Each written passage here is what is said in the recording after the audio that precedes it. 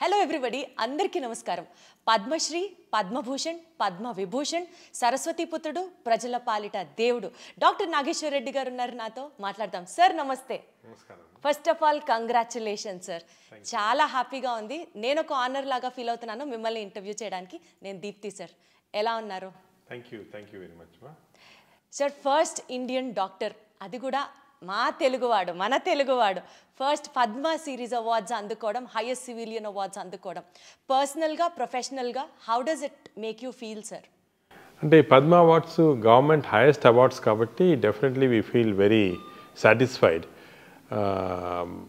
కొంతవరకు government recognise చేసిన దానికి ఒక హ్యాపీనెస్ ఉంటుంది. మాకే కాదు, దిస్ రికగ్నిషన్ ఇస్ ఇండివిజువల్ కాకుండా ఇన్స్టిట్యూషన్కి. మా ఏజీ హాస్పిటల్స్లో ఇప్పుడు 600 మంది డాక్టర్లు పనిచేస్తున్నారు. అందరు కలిసి పనిచేసి we have got this recognition, not a single individual. అదేవిధంగా ఫ్యామిలీ కూడా చాలా సాక్రిఫైస్ చేస్తారు. దానికి ఫ్యామిలీ కూడా they feel happy when these awards are given.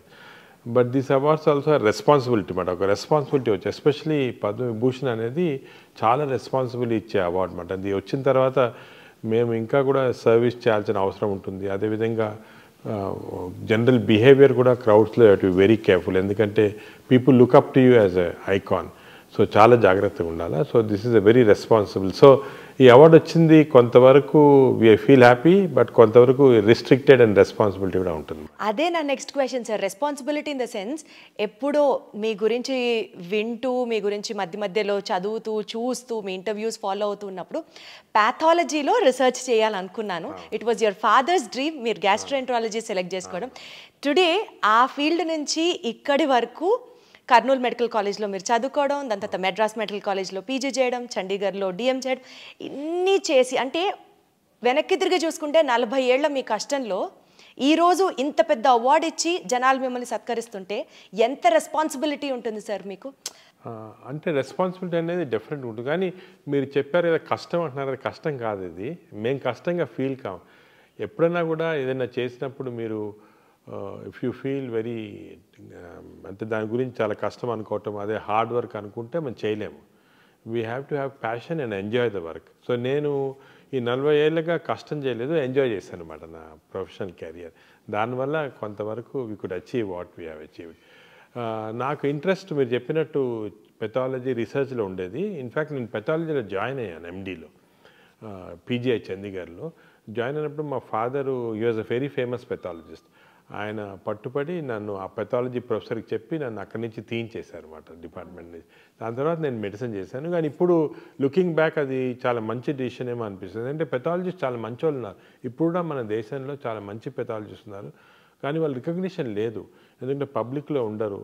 వాళ్ళు ఎంత మంచి జాబ్ చేసినా కూడా బ్యాక్గ్రౌండ్లోనే చేస్తుంటారు అనమాట. ఇప్పుడు ఒక సినిమాలో హీరో హీరోయిన్కి అటు వాళ్ళకే రికగ్నిషన్ ఉంటుంది. అక్కడ సినిమా కథ రాసిన అతనికి, లేకపోతే కెమెరా పీపుల్కి వాళ్ళకి రికగ్నిషన్, ఎంత బాగా చేసినా రికగ్నిషన్ ఉండదు. సో అలాగా పెథాలజిస్ట్ కూడా బ్యాక్గ్రౌండ్లో మాట చేస్తారు. సో రికగ్నిషన్ ఉండదు, కానీ వాళ్ళకి సాటిస్ఫాక్షన్. ఇంకోటి ఏమంటే ఈ రికగ్నిషన్లు అవి కూడా వీ ఫీల్ హ్యాపీ, కానీ మనం చేసేది సాటిస్ఫై అయితే that's the most big happiness. So అలాగా వీ ఫీల్ హ్యాపీ. బట్ అప్పుడు మా ఫాదర్ చేసిన డెసిషన్, లేదు మెడిసినే చేయాలా అని చెప్పటం నాకు ఇప్పుడు అనిపిస్తుంది కరెక్టేమో అని. సార్ యాక్చువల్లీ మిమ్మల్ని కలుస్తున్నాము అని అంటే, నేను బ్యాక్గ్రౌండ్లో చేసుకునే రీసెర్చ్ ఉంటుంది కదా మీ గురించి మాట్లాడినప్పుడు, my father is also doctor sir. He's from Kurnool medical college, 78-83 batch. Doctor SVM Nageswara గారు హీస్ యువర్ జూనియర్ అనమాట. మీరు 1 year సీనియర్ అని చెప్పారు. Singari Prabhakar garu ENT specialist, these are from Vijayawada.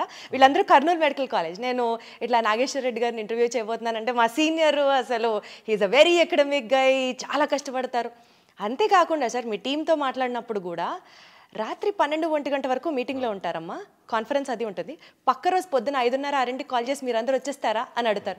అంటే సార్ మీరు అన్నట్టు the hunger for work, the passion you show towards your work or like unbeatable and that makes you unstoppable. How do you get that inspiration sir? కష్టపడి, కష్టం అనకూడదు మీ language ప్రకారం, so work చేసి చేసి చేసి అంత ప్యాషనెట్గా మీరు వర్క్ చేయడానికి what is your driving force? అంటే ప్యాషన్ అనేది ఇట్స్ వన్ ఇన్నరెంట్గా రావాలం. అంటే మనం we should be interested in doing some things. Suppose for example cinema చూడాలనుకోండి, నేను చూడలేను ఎక్కువ, ఒక 6 గంటల సార్లు టైర్డ్గా పండుకుంటాను అనమాట. అదే షాపింగ్కి వెళ్ళాలంటే మా ఫ్యామిలీ తోటి నేను వెళ్ళలేను అనమాట. చాలా టైర్డ్ అయిపోతాను. ఒక షాప్కి వెళ్ళగానే ఇమీడియట్గా టైర్డ్ అయ్యి అక్కడ వెళ్ళి కూర్చుంటాను అనమాట. అంటే అది చాలామంది రివర్స్, చాలామంది they want to see cinema, they want to go to shopping. So అది ప్యాషన్ అనేది ఇన్హెరెంట్గా ఉండాలి ఒక దాంట్లో. ఇప్పుడు నాకు పేషెంట్స్ చూడటం కానీ, వాళ్ళు డయాగ్నోసిస్ చేయటము, అదేవిధంగా రీసెర్చ్ చేయటము, కొత్త డయాగ్నోస్ చేయటం, ఇవన్నీ కూడా చాలా ఇంట్రెస్టింగ్, చాలా ప్యాషనేట్. సో వన్స్ ఈ ప్యాషన్ వస్తే మనకి టైర్డ్నెస్ అనేది రాదు. We go on doing any amount of work we can do. That drives our work మాట. ఇది కొంతవరకు మనకు సొంతంగా రావాలి. అదేవిధంగా నేను మా జూనియర్స్ కొంతమందికి స్టార్ట్ అయినప్పుడు ఉండదు అది, కానీ డెవలప్ చేసుకోవాలి. వన్స్ ఈ డెవలప్ అన్ ఇంట్రెస్ట్. ఇప్పుడు ఫర్ ఎగ్జాంపుల్ మా దగ్గరకు ఒక పేషెంట్ వస్తారు, వచ్చి తన సిమ్టమ్స్, తన కథ అంతా చెప్తారు. ఏదో విజయవాడ నుంచి వచ్చారనుకోండి, ఇంత దూరం వచ్చాడు, వచ్చిన తర్వాత అక్కడ ఎలాగొచ్చింది, ఎలా స్టార్ట్ అయింది అంటే చాలా ఇంట్రెస్టింగ్ స్టోరీస్ మాట. ప్రతి పేషెంట్ మాకు ఒక స్టోరీ క్రియేట్ చేస్తారు. ప్రతి patient problem is a story for us to solve, ఒక మిస్టరీ టు సాల్వ్. అలా తీసుకుంటే చాలా ఇంట్రెస్టింగ్ ఉంటుంది. అదేవిధంగా మేము ఆపరేషన్స్ చేస్తుంటాము. నేను ఎండోస్కోపీ ఎక్కువ చేస్తున్నాను. ఎండోస్కోపీ లోపల చూస్తే చాలా విచిత్రంగా ఉంటుంది. బాడీలో ఒక్కొక్క ఆర్గన్, దానికి వచ్చే డిజీజు, దానికి వచ్చేది ఇంత complicated stuff. Nature has created all this. చాలా ఇంట్రెస్టింగ్. ఆ ఇంట్రెస్ట్తో చూస్తే డెఫినెట్గా ఒక్కొక్క పేషెంట్ ఒక్కొక్క సినిమా అనుకోవచ్చు అన్నమాట. మాకంతా అలా క్రియేట్ అవుతుంది. సో మీకు 70mm సినిమాకి లేదు, endoscopy cinema gives you that kick అంటారా? సార్ ఎన్నో కేసెస్ చూసుంటారు, ఎన్నో ల్యాక్స్ ఆఫ్ పేషెంట్స్ని మీరు ట్రీట్ చేసి ఉంటారు. You must have met some thousands and lakhs of people కదా. ఈ నేపథ్యంలో which was the most challenging case in your career sir? అంటే మాకు ప్రతి కేసు ఒక ఛాలెంజే. ప్రతి కేసు ఎంత సింపుల్ కేసు అని. ఫర్ ఎగ్జాంపుల్ నేను చెప్పేది ఏమంటే మా స్టూడెంట్స్కి చెప్తుంటాను, ఒక కేస్కి, ఒక పేషెంట్కి ఒక కేసు అనుకోండి, మాకు డైలీ నేను 100 మందిని చూస్తాను, 200 మంది చూస్తాను పేషెంట్స్. కానీ ఆ ఒక్క పేషెంట్కి తన disease is the most important for him. ఏదైనా ప్రాబ్లం వచ్చిందనుకోండి, ఆ పేషెంట్ లైఫ్ అండ్ డెత్లో ఉంటే, the life and death for doctors maybe 100 patients చూసి 100 పేషెంట్స్ సీరియస్ ఉన్నారని చూస్తుంటారు. ఐసీయూలో అనుకోండి, మా ఐసీయూస్లో 150 పేషెంట్స్ ఉంటారు, అందరు సీరియస్గానే ఉంటారు. మేము సరే సీరియస్ పేషెంట్స్, ఈ పేషెంట్ చూస్తుంటాం, కానీ ఆ పర్టికులర్ పేషెంట్కి, ఆ పర్టికులర్ ఫ్యామిలీకి it's a life and death, complete change. ఓ ఫ్యామిలీలో బ్రెడ్ విన్నర్ ఉన్నారు, ఆయన సీరియస్గా ఏదో ఇంటెస్టైనల్ బ్లడ్ వామిటింగ్ తోటి వచ్చారు, సీరియస్గా ఉన్నారు. ఆ పేషెంట్ సర్వైవ్ కాకపోతే హోల్ ఫ్యామిలీ ఈజ్ డిస్ట్రాయిడ్. దానికే ఎంత లేట్ అయినా, నైట్ ఎంత ఏ టైంలో అయినా కూడా చాలాసార్లు మా ఇంట్లో ఫర్ ఎగ్జాంపుల్ ఇంపార్టెంట్ ఫంక్షన్ ఉంటుంది, సడన్గా ఈ పేషెంట్ బ్లడ్ వామిటింగ్ వస్తారు, వీ ఇగ్నోర్ ఆల్ దట్. మా ఇంట్లో కూడా కొంతవరకు ఇనీషియల్గా కోపడ్డారు అవన్నీ. ఎందుకంటే that patient life is so important. అది మేము సేవ్ చేయగలిగితే ఒక ఫ్యామిలీ సేవ్ చేస్తున్నాం, ఒక whole family is being saved. అట్లా one case to talk specifically about అంటే ఏం చెప్తారు సార్? అంటే which really had an impact on you, మీరు సెంటిమెంట్గా టచ్ అయ్యి like I have to do something అని మీరు మూవ్ అయ్యి చేసిన కేసు? నేను ఒక ఎగ్జాంపుల్ చెప్తాను. మా పాత హాస్పిటల్లో ఉన్నప్పుడు ఒక patient use to come for treatment. అంటే తనకి లివర్ చెడిపోయి అక్కడి నుంచి బ్లీడింగ్ వస్తుంది అన్నమాట. సో ఆ పేషెంట్ ట్రీట్మెంట్కి మేము 3-4 కోర్సెస్ ఆఫ్ ట్రీట్మెంట్ చేయాలి. ఎండోస్కోపీ ద్వారా బ్లీడింగ్ ఆపేసి బ్యాండ్ చేసి బ్లాక్ చేయాలి. మరి బ్లాక్ చేస్తే వీ కెన్ సేవ్. అది జరుగుతున్నప్పుడు అది 6 సెషన్స్ చేయాలి. సో సెకండ్ సెషన్లో నేను ఆ పేషెంట్ని, మాకు రిసెప్షన్లో కెమెరా ఉంటుంది, కెమెరా నుంచి మేము అన్ని చోట్ల, ఫర్ ఎగ్జాంపుల్ నా దగ్గర టీవీ స్క్రీన్ ఉంది, I will see what is happening in each area. అది చూస్తూ ఉంటే చూసింది నేను, ఆ పేషెంట్ తన పాకెట్లో నుంచి మనీ ఇస్తున్నాడు అనమాట. అంటే 1 రూపీ తీస్తున్నాడు, 2 రూపీస్ కాయిన్స్, అప్పుడు కాయిన్స్ కూడా ఉండేవి, కాయిన్స్ తీసి ఇస్తున్నాడు రిసెప్షనిస్ట్కి. ఫైనల్గా అదంతా మేము as such we keep everything low cost, కానీ అది కూడా ఒక 2000 రూపీస్ అది అయ్యేది పేషెంట్. ఆ 2000 రూపీస్ ఇచ్చి కంప్లీట్గా తన పాకెట్ నుంచి ట్రీట్మెంట్కి వచ్చాడు. నేను ఆ పేషెంట్ ఏం చేస్తున్నాను నువ్వు అంటే, ఈజ్ ఎ బార్బర్, బేగంపేటలో బార్బర్ షాప్ ఉంది, బార్బర్ చేస్తున్నాడు వర్క్. మరి నేను అన్నాను, మరి మాకు ఎందుకు చెప్పలేదయ్యా, నేను గవర్నమెంట్ స్కీమ్లో కానీ రాదు కదా అంటే, ఈ అట్ సచ్ డిగ్నిటీ నేను ఫ్రీగా అడగకూడదు, నేను కట్టి తను అయిన తర్వాత డబ్బు లేదు కాబట్టి నడిచి వెళ్తున్నాడు తన షాప్కి. సోమాజిగూడ నుంచి బేగంపేట దాకా నడిచి వెళ్ళేవాళ్ళు. ఇది చూసిన నాకు అనిపించింది, అందరూ ఏమంటారంటే లేదు చీట్ చేస్తారు, వీళ్ళు చీట్, అవన్నీ తప్పు. మనకి patients especially lower middle class వాళ్ళకి చాలా డిగ్నిటీ ఉందన్నమాట. వాళ్ళు లేదు, మేము వాట్ ఎవర్ ఈజ్ డ్యూ కట్టాలా, చేయించుకోవాలా అని ఆ డిగ్నిటీ తోటి. కెన్ ఇమాజిన్ ఆ బార్బర్ పాపం అంత డిగ్నిటీ తోటి, అంత అయిన తర్వాత డబ్బు లేదు కానీ నడిచి వెళ్తున్నాడు తన షాప్కి. అప్పటి నుంచి అది చూసి నేను, we made everything free for him sir. For the wonderful sir. అదేవిధంగా అలా చాలామంది మా సోషల్ వర్కర్స్ని కూడా చెప్పి ఐడెంటిఫై చేయమంటారన్నమాట. మనకి చెప్పేది middle class lower middle class పేషెంట్సే, దే డోంట్ వాంట్ ఫ్రీ. కానీ వాళ్ళకి ఆ డిగ్నిటీ ఎంత ఉంటుందంటే పాపం డబ్బు లేకపోయినా ఏదో అమ్ముకోవటము, ఇల్లు అమ్ముకోవటం, పొలం అమ్ముకోవడం ట్రీట్మెంట్ చేస్తుంటారు అన్నమాట. అంటే ఇటువంటివి అసలు మనకి ప్రపంచంలో ఎక్కడ లేదు. నువ్వు అమెరికాకి వెళ్ళండి, ఇంగ్లాండ్కి వెళ్ళండి, పేషెంట్స్ వచ్చి డిమాండ్ చేస్తుంటారు, ఇన్సూరెన్స్ ఉంది మాకు, ఎందుకు చేయరు. ఒక $10 కట్టాలి ఎక్స్ట్రా అంటే కట్టరు. కానీ మన వాళ్ళు చూడండి ఎంత డిగ్నిఫైడ్గా ఎంత ఎదుగు చేస్తుంటారు పాపం. Sir you are a people's doctor and you are a doctor for a cause sir, అంతే. ఎందుకంటే ప్రజల్ని ఈ రకంగా అర్థం చేసుకోవడం కూడా చాలా కష్టం సార్. కట్టాలి, లేకపోతే హాస్పిటల్స్ నడవు, మేము కూడా డాక్టర్స్కి పే చేయాలి, even we are putting our blood into it అనే వాళ్ళని చూసాం. కానీ పేషెంట్స్ పర్స్పెక్టివ్లో అర్థం చేసుకొని వైద్యం చేసే డాక్టర్స్ డెఫినెట్లీ చాలా అరుదుగా ఉంటారేమో, మీరు అందులో ఒకరు సార్. డాక్టర్స్ కూడా ఉన్నారమ్మా, కానీ ఓన్లీ థింగ్ ఇది రికగ్నిషన్ దానికి లేదు. యాక్చువల్లీ నేను అదే అడగబోతున్నాను సార్. ఇప్పుడు మిమ్మల్ని ఐడెంటిఫై చేశారు మెడికల్ పైనియర్గా, మీకు పద్మ అవార్డ్స్ వచ్చాయి. Do you really think, what do you feel sir, ఇండియాలో ఇన్స్టిట్యూషన్స్కి గవర్నమెంట్కి మధ్యలో ఆ కొలాబరేషన్ ఏ రకంగా పనిచేసి ఇంకా మెడికల్ పైనియర్స్ని గనక ఐడెంటిఫై చేస్తే this is far better Indian larger picture medical పరంగా అని మీరు నమ్ముతున్నారా? Do you still feel there is a vacancy in it? There is definitely. ఇప్పుడు మామూలుగా మనకి most important thing 2 things in life population. ఒకటి హెల్త్, సెకండ్ ఎడ్యుకేషన్. ఇప్పుడు education అనేది పేషెంట్స్కి ఇస్తుంది అని మన పాపులేషన్లో గవర్నమెంట్ స్కూల్స్ అని ఇవన్నీ చేస్తున్నారు. బట్ హెల్త్ అనేది చాలా కాంప్లెక్స్ ఇష్యూ. ఇంతమందికి ఫ్రీ హెల్త్ ఇవ్వాలి అవన్నీ అంటే చాలా కష్టం గవర్నమెంట్కి. కొంత ఇన్సూరెన్స్లు చేస్తున్నారు, ఈ ఆరోగ్యశ్రీ ప్రోగ్రామ్, ఆయుష్మాన్ అన్నీ చేస్తున్నారు. కానీ పాపులేషన్ అంతా కవర్ చేయాలంటే ఈజీ కాదు. So complex issue. దానికి ఇండివిజువల్ డాక్టర్స్ వాళ్ళ సొంతంగా ఇప్పుడు హాస్పిటల్ ఉందనుకోండి, we should see that at least 20% of the population we can deliver free care. అదేవిధంగా మేము ఇప్పుడు 40 విలేజెస్ అడాప్ట్ చేసుకున్నాము, ఇక్కడ పటాన్చెరులో చేసుకొని అంతా ఫ్రీ సర్వీస్ చేస్తున్నాము. So doctors individually have to come up అంటున్నారు. Come up and do the thing చేస్తున్నారు. కానీ ఇంకా గ్యాప్ ఏ రకంగా ఫుల్ఫిల్ అవుతుంది సార్? సొసైటీలో అన్ఫార్చునేట్లీ డాక్టర్ అనగానే కమర్షియల్ డబ్బు అని వచ్చేసింది. అంటే ఇట్స్ ఆబ్వియస్ ఫ్యాక్ట్. మీరు అనుకున్నా కూడా కొంతవరకు డాక్టర్స్ పైన అనవసరంగా ఒక కమర్షియలైజేషన్ అనే రాంగ్ ఇది వచ్చేసింది. But 90% doctors are not like that. 90% doctors want to do service. అసలు నాకు తెలిసి మా క్లాస్మేట్స్ కూడా చాలామంది పాపం చిన్న చిన్న ఊర్లలో వాళ్ళకు వచ్చిన ఆదాయం కాకుండా ఫ్రీ సర్వీస్ ఎంతమందికో చేస్తున్నారు, చాలా హెల్ప్ చేస్తున్నారు in spite of the difficulties they have. అది అందరు రికగ్నైజ్ చేయటం లేదు unfortunately. Sir commercialisation of the doctors ప్రస్తావన మీరు తీసుకొచ్చారు కాబట్టి I really want to put this question sir.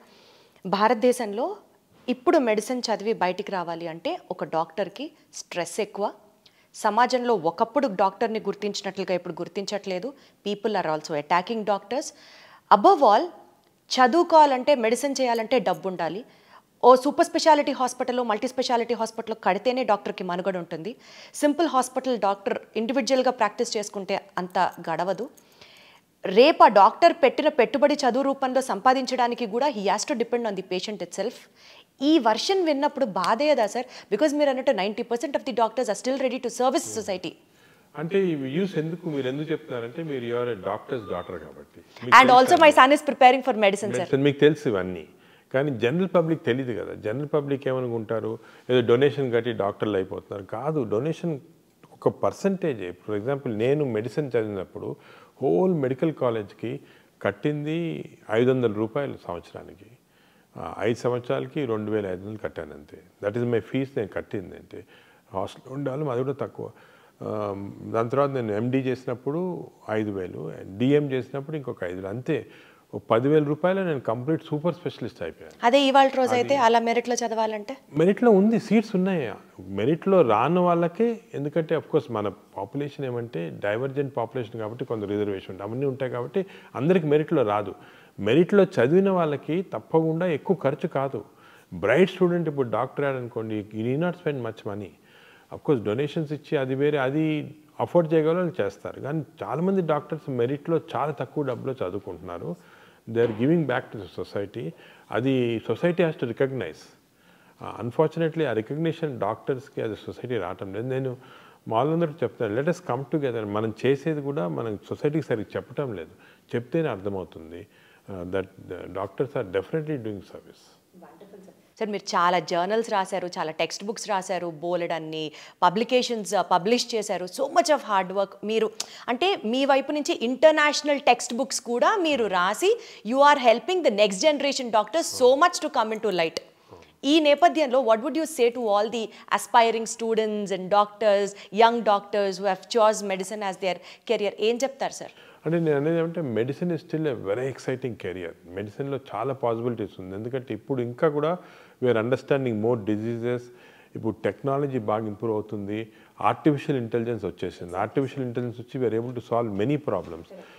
నేను నా మెసేజ్ ఏమంటే యంగ్స్టర్స్కి that look at this as excitement. You can create a lot of new things. You can actually change the lives of so many people. Chala important adi. For example, when a patient comes to me, he's giving a full trust. He's giving his heart, he's giving his liver. Oka devudlane chustaru, correct. This ichchestar naaku. Emanna cheskondi meer.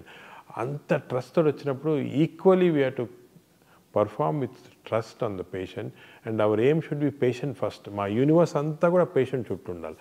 మా staff కూడా అలాగే తయారు చేస్తాం. Everybody has to be around the patient. Other important thing ఏమంటే కొత్త డాక్టర్స్కి that arrogance should not be there. Doctor అనగానే ఒక యారగెన్స్ రావటం అది చాలా తప్పు. మనకి ఇంకా కూడా నాలెడ్జ్ గ్యాప్స్ చాలా ఉన్నాయి, నేర్చుకోవాల్సింది చాలా ఉంది, చేయాల్సింది చాలా.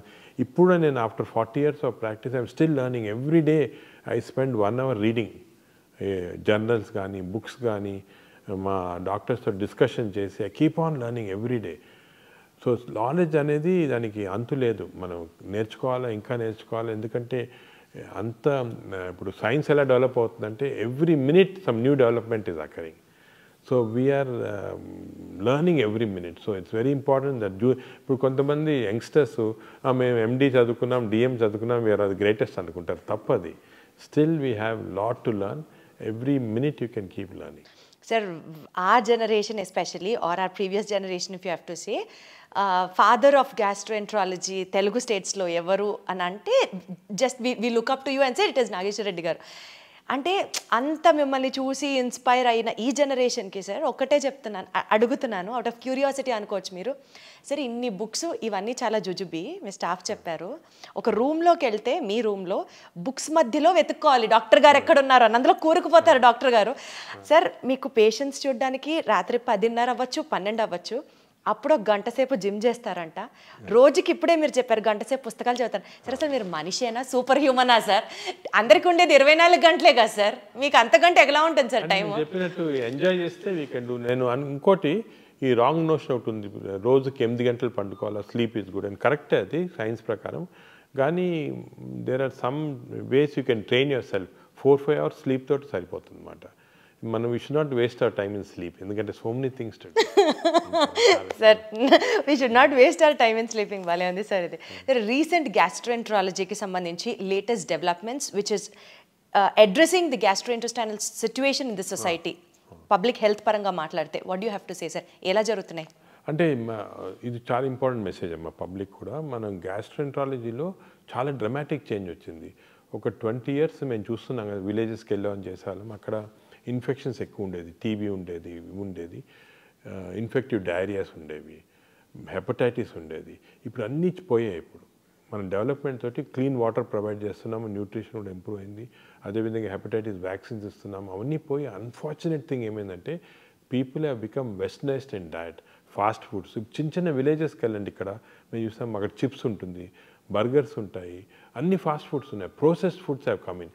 ఈ ప్రోసెస్ ఫుడ్స్ వల్ల వీఆర్ డెవలపింగ్ వెస్టర్న్ డిజీజ్. ఇప్పుడు సర్ప్రైజింగ్ ఏమంటే మన ఊర్లలో highest amount of disease is IBD, inflammatory bowl disease. అసలు 20 సంవత్సరాల క్రితం ఇండియాలో లేదు ఇది. ఇప్పుడు సగం మంది పాపులేషన్ విలేజెస్లో అదే ఉంది. సో అన్ఫార్చునేట్గా మనము మన గుడ్ హ్యాబిట్స్ పోగొట్టుకొని బ్యాడ్ హ్యాబిట్స్ అంటే ఆర్గానిక్ ఫార్మింగ్ అంతా పోయింది. అంతా కూడా ప్రాసెస్డ్ ఫుడ్ తింటున్నాము. ప్రాసెస్డ్ ఫుడ్లో ప్రిజర్వేటివ్స్ ఉంటాయి, అదేవిధంగా కలరింగ్ ఏజెంట్స్ ఉన్నాయి. దీనివల్ల చాలా కొత్త జబ్బులు వస్తున్నాయి. I'm worried about this. మన ఇండియన్ పాపులేషన్లో స్లోగా వెస్టర్నైజ్డ్ డిజీజ్, దీన్ని ఎన్సిడి అంటారు, నాన్ కమ్యూనికబుల్ డిజీజ్. ఇవి వచ్చి డయాబెటీస్ ఇంక్రీజ్ అయిపోయింది, ఫ్యాటీ లివర్ ఇంక్రీజ్ అయిపోయింది, మెటబాలిక్ డిజీజ్ ఇంక్రీజ్ అయిపోయింది. ఇది మన at this stage we should halt it. ఒకసారి గవర్నమెంట్ కానీ సొసైటీ కానీ ఆలోచించి మీరేమంటారు sir? What you suggest the preventive steps ఈ క్షణంలో మనం తీసుకోవాల్సింది? ఇమీడియట్గా చేయాల్సింది ఏమంటే process foods government should take strict action. For example నేను ఎప్పుడు చాలాసార్లు చెప్తున్నాను, గవర్నమెంట్ కూడా చెప్తున్నాను, ఈ స్కూల్ చుట్టూ ఫాస్ట్ ఫుడ్స్ పెట్టకూడదు.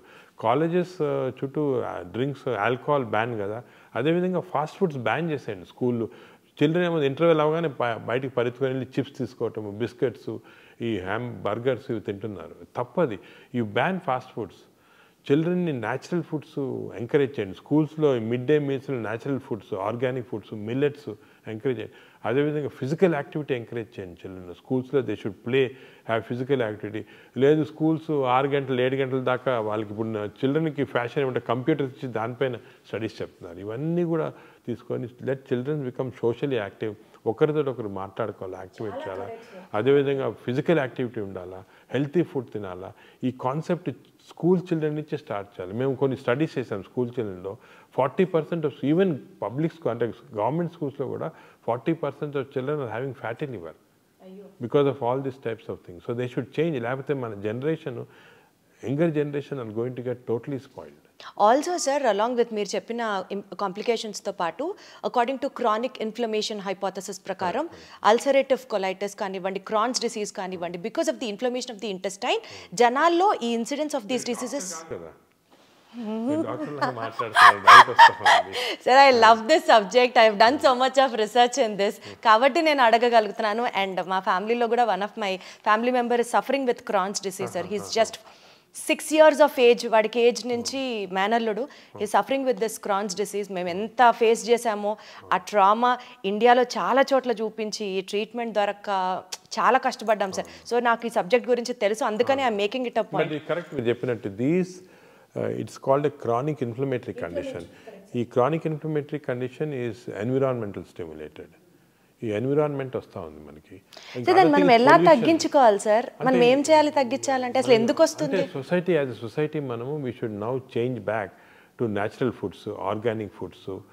ఇంకో drinking water, plastic drinking waters, అవన్నీ కూడా ప్రాబ్లమ్స్ ఉంటాయి. అవన్నీ కూడా అంటే ఈ చేంజెస్ అనేది it's not easy. For example మాకు ఈ లివర్ క్యాన్సర్ పేషెంట్స్ చాలా వస్తున్నారు అనమాట. ఎందుకు వస్తున్నారని చెక్ చేస్తే it is not because of drinks కానీ అది కాదు, ఇట్ ఈస్ బికాజ్ ఆఫ్ ఆఫ్లోటాక్సిన్. అంటే మనం పీనట్స్ గ్రో చేస్తాం కదా, ఇప్పుడు అనంతపూర్ ఏరియాలంతా కూడా చాలామంది ఈ పీనట్స్ గ్రో చేస్తుంటారు. దాంట్లో ఆఫ్లోటాక్సిన్ ఫంగస్ వచ్చేసి that is causing this liver cancer. But అది చేంజ్ చేయాలంటే ఫార్మింగ్ చేంజ్ చేయాలి, అగ్రికల్చర్ చాలా కష్టం అది. So it's involves not only changing of habits but economy కూడా చాలా చేంజ్. సో కొంతవరకు it's not easy, simple problem కాదు. అంటే ఇండియాలో ఇన్సిడెంట్స్ ఎక్కువ అవుతుంది అని అనుకోవచ్చా సార్? మనం జాగ్రత్త పడాలి అని అంటే ఇండియాలో ఎన్విరాన్మెంట్ ఎక్కువ అవుతుంది. మన ఎన్విరాన్మెంట్ చేంజ్ చేయాలి. పొల్యూషన్ చూడండి, ఇప్పుడు ఫర్ ఎగ్జాంపుల్ ఈ నార్థన్ ఇండియాలో చాలా మందికి lung problems, severe lung problems pollution వల్ల. అది గవర్నమెంట్ చాలా స్ట్రిక్ట్ యాక్షన్, బట్ పొలిటికల్లీ అంత యాక్షన్ తీసుకోలేరు. They cannot stop the farmers. So ఇది చాలా కాంప్లెక్స్ ఇష్యూస్ ఇవి. But only public awareness, education, ఒక లెవెల్ ఆఫ్ పబ్లిక్ ఇది వచ్చిన తర్వాత పబ్లిక్ కెన్ యాక్చువల్లీ కాజ్ వాళ్ళ డిమాండ్ వల్లే చేంజ్ అవుతుంది, లేకపోతే కాదు ఇది. And also sir, multi step level theory of carcinogenesis ప్రకారం normal cells are becoming cancer cells. Incidence of cancer is also being చాలా ఎక్కువ అవుతుంది. మీరు specially being gastroenterologist liver cancer గురించి అడ్రస్ చేయడం కానీ because of the pollution or because of the drinking habits, alcohol consumption, ఎలాంటి impact ఉండబోతుంది sir? జనాలకి ఎంత చెప్పినా అర్థం అవ్వట్లేదు ఎందుకు అని అనిపిస్తూ ఉంటుంది. అనిపిస్తుందమ్మా నాకు. ఇంకా కూడా మీరు media, all types of social media అందరూ కూడా యాక్టివ్ పార్ట్ తీసుకొని హెల్త్ ఎడ్యుకేషన్ అనేది చాలా ఇంపార్టెంట్ రోల్ తీసుకోవాలి. ఇప్పుడు జనాలకి ఏమి ఇంట్రెస్ట్ ఉందంటే ఏదో ఒక కాంట్రవర్సీ అని పుష్ప వస్తే అవన్నీ చూస్తుంటారు. అదే ఏదైనా ఇంట్రెస్టింగ్ టిడ్బిట్స్ పాలిటీషియన్ కానీ యాక్టర్స్ చూస్తుంటారు. కానీ unfortunately they are not concentrating on this health education. ఇప్పుడు వెస్టర్న్ కంట్రీస్లో చూసుకోండి, హెల్త్ ఎడ్యుకేషన్ ఛానల్స్ వేరేగా ఉన్నాయి, చాలా పవర్ఫుల్గా ఉన్నాయి. దే డెలివరింగ్ చిల్డ్రన్కి, they are delivering health education at school level itself. అది మనం చేయటం లేదు, చేయాలా. We have to change the society by properly educating them. Sir, ఇండియాలో మెడికల్ ఫీల్డ్లో incidence of obesity, lifestyle diseases, hepatocellular carcinomas, దీని గురించి ఎలా చూసుకుంటూ వెళ్తే ఇండియాలో ఉన్న డెవలప్మెంట్స్, అడ్వాన్స్మెంట్స్, ఇండియాలో ఉన్న మెడికల్ స్ట్రక్చర్ ఏ విధంగా ఇంకా అభివృద్ధి చెందాల్సిన అవసరం ఉందని మీరు అనుకుంటున్నారు? అంటే మనకి ఇండియాలో దేర్ ఆర్ పారాడాక్స్ అన్నమాట. ఒకటేమో చాలా వరకు ఇంకా కూడా మాల్ న్యూట్రిషన్ ఇటువంటివి ఉన్నాయి విలేజెస్లో, ఊళ్ళల్లో కొంతమంది ఇంప్రాపర్ న్యూట్రిషన్ వల్ల రావటము, న్యూట్రిషనల్ డిజీజ్ అంటాం కదా, ఇంకా కూడా చాలా ఉన్నాయి. దాని తర్వాత ఇన్ఫెక్టివ్ డిజీజ్ కొన్ని చోట్ల ఉన్నాయి. ఇప్పుడు బీహార్, యూపీలో అంతా కూడా ఇంకా చాలా ఇన్ఫెక్టివ్ డిజీజెస్ ఉన్నాయి. అదొకటి. Other side of the paradox ఇది వెస్టర్న్ డిజీజ్, అంటే ఒబేసిటీ కానీ లేకపోతే లివర్ ప్రాబ్లమ్స్ కానీ alcohol related, smoking related problems ఉన్నాయి. ఈ రెండు డిఫరెంట్ టైప్స్. కొంతవరకు మనకి ఈ అర్లియర్ ప్రాబ్లమ్స్, ఈ మాల్ న్యూట్రిషన్, ఇన్ఫెక్షన్ కొంచెం ఈజీ సాల్వ్ చేయడానికి దాని గవర్నమెంట్ కొన్ని స్కీమ్స్ స్టార్ట్ చేశారు, అవి కూడా కంటిన్యూ అవుతున్నాయి. దాంట్లో మనము టీబీ కానీ అలాగే అదేవిధంగా మలేరియా, చికెన్ గున్యా అవన్నీ కంట్రోల్ స్లోగా చేయొచ్చు, ఎందుకంటే వ్యాక్సిన్స్ అవి కూడా వస్తున్నాయి. కానీ ఈ ఎన్సిడి అంటే నాన్ కమ్యూనికబుల్ డిజీజ్ వెస్టర్న్ వరల్డ్ది అన్ఫార్చునేట్లీ ఏమైందంటే ఇండియన్స్లో ఒక జీన్ ఉంది. వెస్టర్న్ వాళ్ళకి వచ్చే జబ్బులు మనకి హాఫ్ కంటెంట్, అంటే వాళ్ళకి ఇంత ఫుడ్ తింటే వచ్చేది మనకి హాఫ్ ఫుడ్ తింటే వస్తుంది అన్నమాట. ఎందుకంటే ఈ అబ్నార్మల్ జీన్స్ ఇండియన్ పాపులేషన్లో ఎప్పుడో నుంచి ఉంది అన్నమాట. ఇది దానివల్ల మీరు చూస్తుంటారు ఇండియన్స్ ఎక్కువ ఈ ట్రంకల్ ఒబేసిటీ, ఇక్కడ ఒబేసిటీ లాగా వస్తుంది అన్నమాట. దాంట్లో ఫ్యాట్ చేరుతుంది. ఈ ఫ్యాట్ చాలా డేంజరస్ ఫ్యాట్, దీనివల్ల చాలా హార్మోన్స్ సెక్రెట్ అవుతాయి. సో మనకి తక్కువ స్టిమ్యులేషన్ వల్ల ఇటువంటి పెద్ద ఎన్సిటీస్ వచ్చేస్తున్నాయి. అదేవిధంగా హార్ట్, ఇండియన్స్లో హార్ట్ ఆర్టరీస్ ఉంటాయి కదా, సన్నగా ఉన్నాయి. వేరే వాళ్ళు యూరోపియన్స్ తోటి కంపేర్ చేస్తే మనకి ఇంకా సన్నగా ఉంటాయి. దానికే మనకి అర్లీ హార్ట్ డిజీజ్ వస్తుంది, సీరియస్ డిజీజ్ వస్తుంది. అదేవిధంగా లివర్లో 2 జీన్స్ ఉన్నాయి మన, ఇది ప్రొటెక్ట్స్ అగైన్స్ ఫ్యాట్. వెస్టర్న్ మనకి ఆ ప్రొటెక్షన్ లేదు, ఆ జీన్స్ లేవు అన్నమాట. సో దానివల్ల మనకి ఎక్స్ట్రా ఎఫర్ట్ పెట్టాలి ఇవి రాకుండా. సో ఇది మోర్ కాంప్లికేటెడ్. ఇది టెర్షరీ సెంటర్స్లో అటువంటిది, లేకపోతే మాస్ ఎడ్యుకేషన్తో ట్రీట్ చేయాల్సింది. మామూలుగా గవర్నమెంట్ చేసే ఎఫర్ట్తో చేయలేము. ఇది it has to be done in a different way. So different problems మాట. అంటే there is a scope for medical development even in India అంటున్నారా? ఇప్పుడు మీరు మాట్లాడుకున్న ఇంపాసిబుల్ సెక్టర్స్లో కూడా there is still scope for development. There is definite scope is there, but we have to go in a very organised fashion. ఇప్పుడు ఏమైంది ఇండియాలో మీకు చూసారు కదా, ఏదో కొన్ని మంచి హాస్పిటల్ సెంటర్స్ ఆఫ్ ఎక్సలెన్స్ ఉంటాయి, కానీ మిగతా అంతా హాస్పిటల్స్లో వేరు, అంటే సెంటర్స్ ఆఫ్ ఎక్సలెన్స్ ఉండకపోవచ్చు ఈ ట్రీట్మెంట్స్ అన్నీ కూడా. సో ఇంత వేరియబిలిటీ ఆఫ్ మెడికల్ ప్రాక్టీస్ ఉంది. సో యూనిఫామ్గా లేదు వెస్టర్న్ కంట్రీస్ లాగా. అది వచ్చినప్పుడే మనం అందరికి కూడా యూనిఫామ్ ట్రీట్మెంట్ ఇవ్వచ్చు. Got it sir. సార్ ప్రతి ఇంట్లో షుగర్ లేని వాళ్ళు, బీపీ లేని వాళ్ళు ఉండరు. India is termed as the diabetic capital of the world. అది కూడా జీన్స్ వల్ల, జెనెటిక్ ప్రాబ్లమ్, జీన్స్ వల్ల.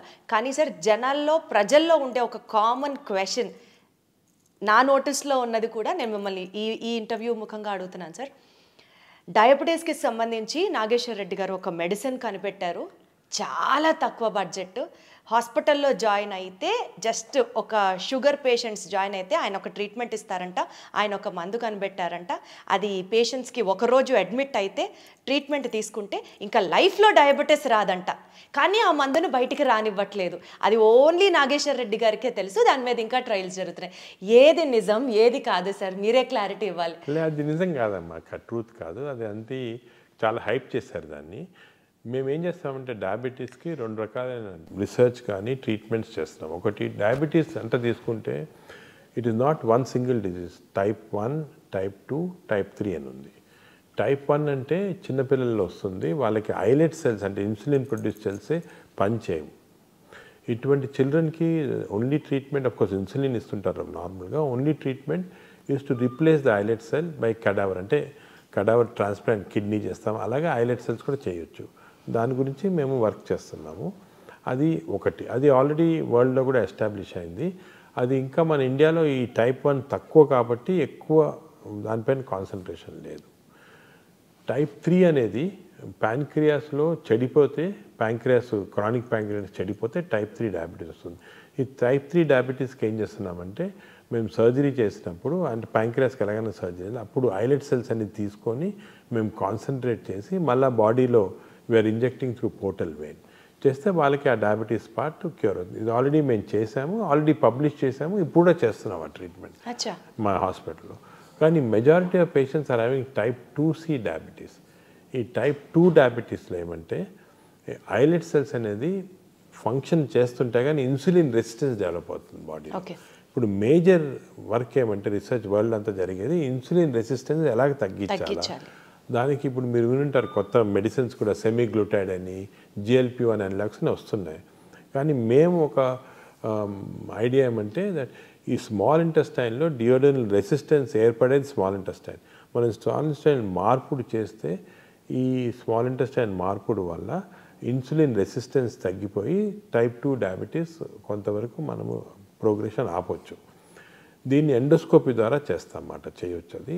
అది కూడా మేము we are still doing it as on a protocol basis. అంటే అందరికీ so it is still in the experimental phase. Experimental కాదు, ప్రోటోకాల్ బేస్. అంటే ఎక్స్పెరిమెంట్స్ అన్ని అయిపోయింది, ఎఫెక్టివ్ అది, కానీ ప్రోటోకాల్ బేసిస్. ఎందుకంటే it can be done in large populations. ఈ సింపుల్గా ఎండోస్కోపీ ద్వారా డియోడినల్ మ్యూకోజాని మనం మార్పుడు చేస్తే అప్పుడు అక్కడ ఇన్సులిన్ రెసిస్టెన్స్ ప్రొడ్యూస్ చేసే సబ్స్టెన్సెస్ తగ్గిపోయి వస్తుంది అన్నమాట. ఇప్పుడు మేము ఏం చేస్తున్నామంటే ఇది సింపుల్ ఇన్స్ట్రుమెంట్స్, ఇప్పుడు చాలా కాంప్లికేటెడ్ ఇన్స్ట్రుమెంట్స్ వచ్చేయాలా. We are now doing work to make simple instruments. అంటే ఏ డాక్టర్నా చేయొచ్చు సింపుల్, కానీ ఆ simple instruments we are doing innovations అన్నమాట. ఇది నిజంగా చాలా పెద్ద స్టెప్ అవుతుంది కదా సార్? అవుతుంది. బట్ మనం ఇంకా కూడా మీరు చెప్పినట్టు దీని గురించి అనవసరంగా హైప్ చేయకూడదు. నార్మల్గా మేము డిస్కస్ కూడా చేయలేదు. అంటే I don't want hype to go, sugar control అయిపోతుంది చేస్తే, అలా కాదు. It's a process which takes ఇంకా రీసెర్చ్ టైం. బట్ పక్కాగా 100% సేఫ్, యూస్ఫుల్ అనేటప్పటికే జనరల్ పబ్లిక్ రిలీజ్ చేస్తాం. We are literally waiting sir. Hype create చేయొద్దు అని ఈ ఇంటర్వ్యూ ద్వారా ఆడియన్స్ని రిక్వెస్ట్ చేస్తూ, but literally much needed act for the hour sir. So public ఏమంటే దే షుడ్ రియలైజ్ 3 టైప్, ఒక డయాబెటీస్ అనగానే ఒకటి కాదు, 3 types of diabetes are there. Type 3కి ఆల్రెడీ చేస్తున్నాము, దట్స్ ఎఫెక్టివ్. టైప్ 1 అనేది చిల్డ్రన్లో, కాబట్టి ఈ టైప్ 2 అనేది ఎక్కువ మందికి ఉంటుంది. కాబట్టి ఈ టైప్ 2లోనే ఇన్సులిన్ రెసిస్టెన్స్ తగ్గించడానికి చాలా రీసెర్చ్ జరుగుతుంది. ఫ్యామిలీగా మేమే కాకుండా ఇప్పుడు డెన్మార్క్లో కానీ యూఎస్ఏలో కానీ చాలా రీసెర్చ్ జరుగుతుంది ఏరియాస్లో. They are trying to discover compounds which can decrease insulin resistance. మేము ఎండోస్కోపీ ద్వారా we are trying to do this. ఇంకా ఏ ఏరియాస్లో రీసెర్చ్ జరుగుతుంది సార్ మీ నేతృత్వంలో? డయాబెటీస్లో అంటారా? జనరల్గా సార్, గ్యాస్ట్రోఎంట్రాలజీ డిపార్ట్మెంట్ పరంగా మోస్ట్ ఇంపార్టెంట్ ఏమంటే ఎర్లీ ఐడెంటిఫికేషన్ ఆఫ్ క్యాన్సర్స్. ఇప్పుడు మేము ఈ ఆర్టిఫిషియల్ ఇంటెలిజెన్స్ యూస్ చేసి గ్యాస్ట్రిక్ క్యాన్సర్ ఎర్లీగా కనుక్కుంటున్నాము. And we are able to remove through the endoscope itself without surgery. అదేవిధంగా కొలానిక్ క్యాన్సర్స్ ఎర్లీని ఐడెంటిఫై చేసి we are able to remove endoscope. ఇదంతా మీ టీం చేస్తున్న రీసెర్చ్? మా టీము బయట వేరే జాపనీస్ అందరు చేస్తున్నాం, కలిపి కూడా చేస్తాం. ఇవన్నీ already practically in use. We are now implementing it. ఈరోజే 2 పేషెంట్స్ అస్సాం నుంచి వచ్చారు. వాళ్ళకి ఏదో వేగ్ డిస్కంఫర్ట్ ఉంది. ఎండోస్కోప్ మా దగ్గర we have what is called intelligent endoscopes, endobrain అంటాం. ఎండోస్కోప్ పెట్టగానే ఇమీడియట్గా కంప్యూటర్లో వచ్చేసింది ఎర్లీ గ్యాస్ట్రిక్ క్యాన్సర్, ఇమీడియట్గా సేమ్ టైంలో ఒక చిన్న నైఫ్ తీసి ఎండోస్కోపీ ద్వారా అంతా కట్ చేసి తీసాం, అయిపోయింది. పేషెంట్ అంతా 15 నిమిషాలు అయిపోయింది. పేషెంట్ లేసి ఈజ్ నాట్ బిలీవింగ్, అసలు ఏం చేశారు, ఎండోస్కోప్లు ఎలా కనుక్కున్నారు, ఎలా తీశారని. సో అంత మార్వెల్స్ ఆఫ్ టెక్నాలజీ అంటారన్నమాట, అది జరుగుతుంది ఇప్పుడు. ఏమో సార్, మా అందరికీ it is the magic in your hands అని అనిపిస్తుంది. ఆ టెక్నాలజీ అంత అర్థం అవ్వదు, కానీ అంటే హ్యాండ్స్ కొంత చేయొచ్చు, కానీ technology is becoming very important now. Technology తోటి we can do lot of things. But otherwise also sir, as a normal human being మిమ్మల్ని చూసిన తర్వాత నాకు అదే అనిపిస్తుంది. అంత సబ్జెక్ట్ కానీ, అంత ఇంటెన్స్గా వర్క్ చేయడం కానీ, అంత passion towards this particular profession కానీ, ఇదంతా not that everybody has that sir. You are really a super human being అన్నది మాకు అనిపిస్తూ ఉంటుంది సార్. మీ బ్రెయిన్ ని తీసి రిసెర్చ్ చేస్తే ఎన్ని అద్భుతమైన పాయింట్లు దొరుకుతాయో ప్రపంచానికి. ఇప్పుడు అందరూ బ్రెయిన్ అనుకుంటారు, కానీ actually gut microbiome. Exactly sir, gut health reflects your the brain. గట్లో మన microbiome thousands of chemicals release చేస్తూ ఉంది. ఇప్పుడు మీ గట్లో కానీ నా గట్లో all these chemicals are going in to brain and acting on the brain. So ఇంతకుముందు నోబెల్ ప్రైజ్ విన్నర్స్ది బ్రెయిన్ స్టడీ చేయాలనేవాళ్ళు. ఇప్పుడు Nobel prize winners gut microbiome study చేస్తున్నాం. సరే sir, I take back my words. Nageshwar Reddy గారి గట్ మైక్రోబయోమ్ ని కనుక మనం అనలైజ్ చేస్తే, what kind of a person is he, what is he going through, how is he working hard, how is he able to achieve so many things అన్నది అర్థం. మేము actually last మంతే Barry Marshall అని is the Nobel prize winner. He found out the helicobacter pylori కాజినల్స్. ఆయన invite చేసి ఆయన ఇక్కడ స్పెండ్ చేశాడు మా దగ్గర 1 వీక్. ఆయనతో కలిపి ఒక గట్ మైక్రోబయోమ్ ల్యాబ్ పెద్ద స్టార్ట్ చేశాము. సో ఆయన ఏమంటారంటే next Nobel prize is going to be in gut microbiome discovery. ఎందుకంటే చాలా జరుగుతుంది మైక్రోబయోమ్లో, కంప్లీట్ బాడీ అంతా కంట్రోల్ చేస్తూ ఉంది. I can take the microbiome of a thin person and give it to a fat person and make him thin. అంత advance అవుతుంది. Wow చాలా ఎక్సైటింగ్ ఏరియా అది. Seriously sir. చాలా సార్ ఆ వర్క్ రీసెర్చ్ వర్క్ మీ చేతుల మీదుగా జరిగి we would look up to you as Nobel award winner మా నాగేశ్వర్ రెడ్డి గారు అన్న పేరు అనిపించుకోవడానికే చాలా గర్వంగా we are taking all the happiness sir. అలా ఆ పొజిషన్కి మీరు రావాలని మనస్ఫూర్తిగా కోరుకుంటున్నాను. భారతరత్న కూడా మీరు అందుకోవాలి వెరీ సూన్ అని మనస్ఫూర్తిగా కోరుకుంటున్నాను sir. Thank you so much for all this time sir. Sir ఒక్కటి చెప్పండి before we conclude this interview, మీ ఫ్యామిలీ సపోర్ట్ చేస్తుంది కానీ అసలు మాకు టైం ఇస్తారా, అసలు మీకు ఇంకా వేరే ప్రపంచం ఉంటుందా, ఇది కామన్ హ్యూమన్ క్వశ్చన్స్ ఉంటాయి చూడండి సార్. అంటే family we to sacrifice family life, దేనికి ఏదో ఒకటి సాక్రిఫైస్ చేయలేం కదా. Family most important understanding. Family has to understand you. Once family understands then that conflict will go off. లేకపోతే ఎప్పుడు కాన్ఫ్లిక్ట్ ఉంటుంది ఫ్యామిలీలో. మేము చాలాసార్లు మా డాటర్ చిన్నప్పుడు ఏదో డాటర్ని బర్త్డే పార్టీకి తీసుకెళ్ళాలని అంతా రెడీ ఉంటుంది, టక్కన ఒక పేషెంట్ సీరియస్గా వస్తారు ఇక్కడ, అది మర్చిపోతాము. అప్పుడు చాలా కాన్ఫ్లిక్ట్స్ వస్తాయి. కానీ ఫ్యామిలీ అండర్స్టాండ్ చేసుకుంటే ఇవన్నీ ఉండవన్నమాట. Sir once again thank you so much for all your time sir. Definitely నేను ఏదో ఇంటర్వ్యూ చేస్తున్నానని కాదు సార్, పద్మ అవార్డ్స్ అందుకున్న మీకు అతి త్వరలో భారతరత్న నుంచి నోబెల్ అవార్డు అందుకునేంత స్థాయిలో కూడా మేము మిమ్మల్ని చూసి ఇన్స్పిరేషన్ పొందాలని మనస్ఫూర్తిగా కోరుకుంటూ more power to you, more gut health to you sir. All the very best sir. Thank you very much. Wonderful sir.